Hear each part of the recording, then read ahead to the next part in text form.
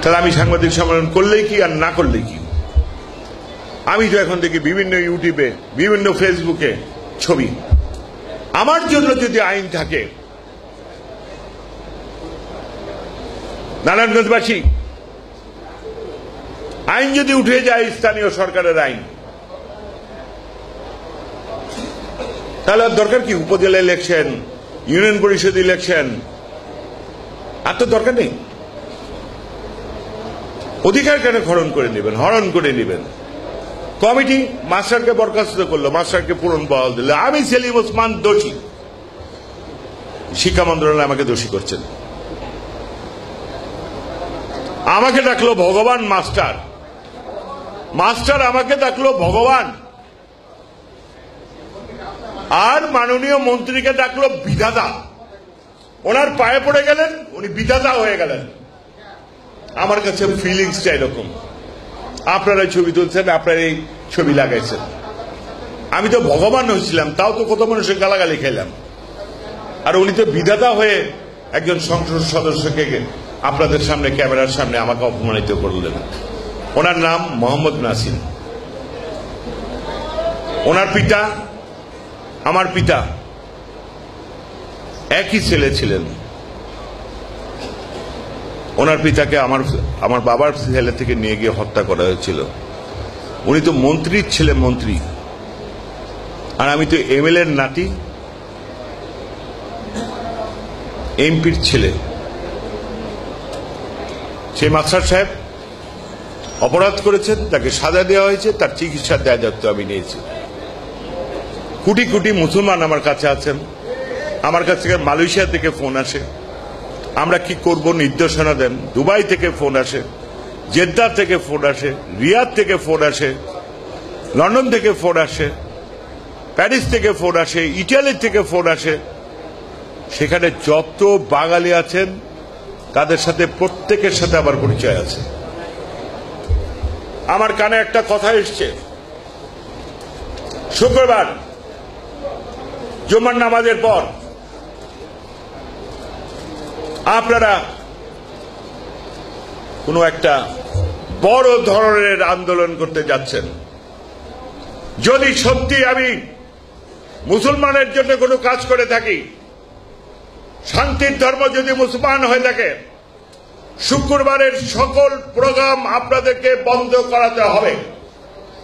মাননীয় মন্ত্রী মহোদয়, যাই বলেন না কেন, সবাই আপনারা আওয়ামী লীগের লোকজন। আপনাদের আওয়ামী লীগের জন্মস্থান এই চাষারার বাইতুল আমান, যেটা নাকি আমাদের বাড়ি।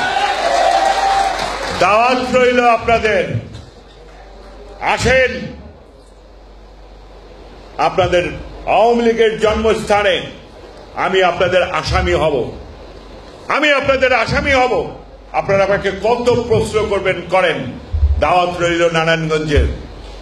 নাসিম ভাই, আপনি আমার বড় ভাই, আপনি কোনো ভুল করেননি, আপনি কোনো ভুল করেননি। আপনার কাছে আমি ক্ষমা চাই। আপনি আমার কাউকে কাছে ক্ষমা চেতে বলেন না। আপনি একবার আসেন, আপনি তো আমাকে দাওয়াত দিবেন না, আপনি তো আমাকে ডাকবেন না, আমি আপনাকে দাওয়াত দিলাম।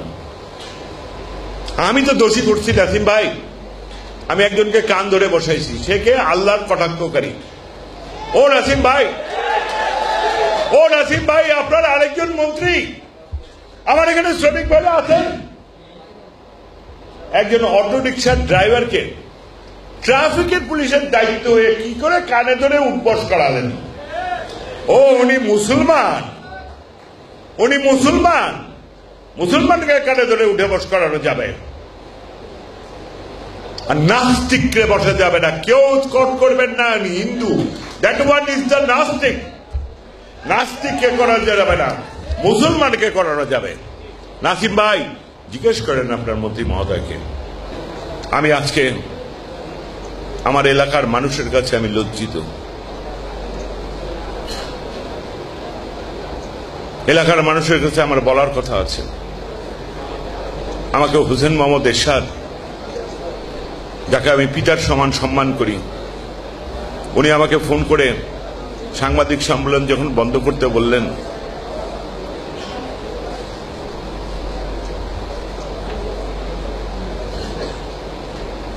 উনি আমাকে বললেন, সেলিম, তুমি তো অলি হয়ে গেছো, তুমি কি জানো এই আখি মোনাজাতে তোমার জন্য কত কোটি মানুষ বাংলার মসজিদে মসজিদে হাত তুলে দোয়া করেছে? আমাকে সংসদে যেতে না করে দেওয়া হয়। লজ্জা থাকলে বলে আমি সংসদে যাব না।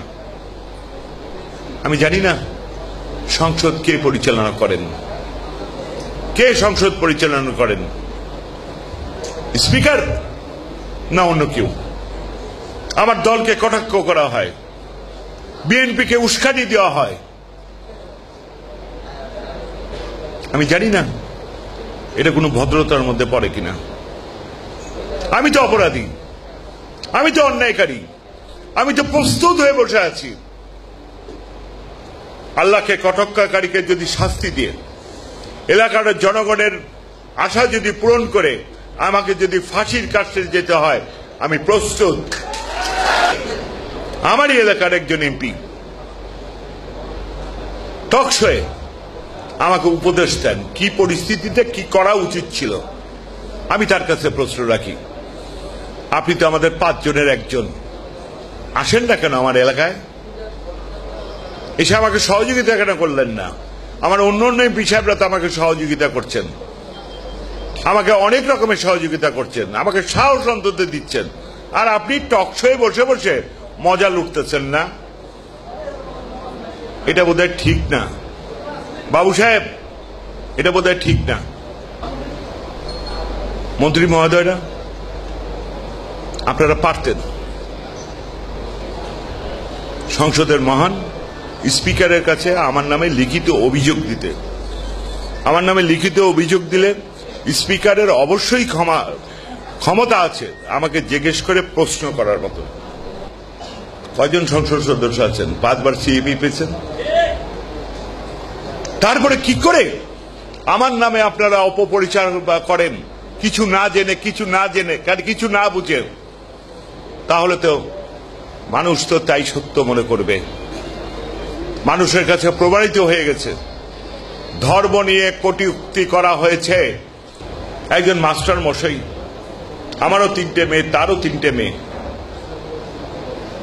তার মধ্যে আবার একটা পাগল, যাকে নাকি আমার ভাই তাকে চাকরি দিয়েছিল, তার দ্বিতীয় মেয়েটা আবার পাগল। 2 বছর আগে এই মাস্টারের ব্রেন স্ট্রোক করেছে। সে কথাবার্তার ব্যালেন্স রাখতে পারে না। আমি এগুলি সাংবাদিক সম্মেলনে বলেছি। সেখান থেকে তাকে কান ধরে উঠবস করানোর পরপরই আমি আমার পুলিশ ভাইদের কাছে আমি রিকোয়েস্ট করেছিলাম, ও মাপ চাওয়ার সাথে সাথে তোমরা ওকে ধরে পুলিশ ব্যাটে ভরে সোজাসুজি হসপিটালে নিয়ে যাবেন, এটা আমার বিশেষ অনুরোধ। আর সে তো জনগণের কাছে মাপ চেয়েছে। সুতরাং আমি চেয়েছিলাম এটা কলাগাছার ভিতরেই সীমাবদ্ধ থাকুক।